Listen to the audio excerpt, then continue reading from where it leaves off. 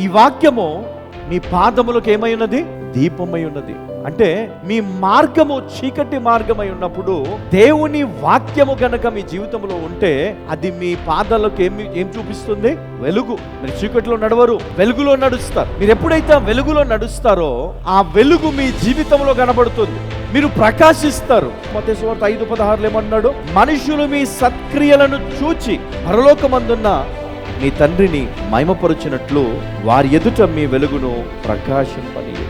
అమ్మా, ఈరోజు ఎందరైతే దేవుని సన్నిధిలో దేవుని వాక్యం వింటున్నారో ప్రతి ఒక్కరూ దేవుని కృప మరి ప్రతి ఒక్కరికి ఇవ్వబడ్డది. అవునా కదా? యేసయ్య వచ్చాక ఆయన కృప ఇవ్వబడిన తర్వాత ఆ కృప ద్వారా ఎవరైతే పాపులు ఉన్నారో వారు దేవుని ప్రేమను తెలుసుకొని రక్షణ పొందితే వారికి దేవుడు మరి ఆ వెలుగును ఉచితంగా దేవుడు వారికి ఇచ్చాడు. చీకటి కలిగి ఉన్నటువంటి జీవితంలో వెలుగు దేవుడు వారికి అనుగ్రహించాడు. హల్లెలూయా.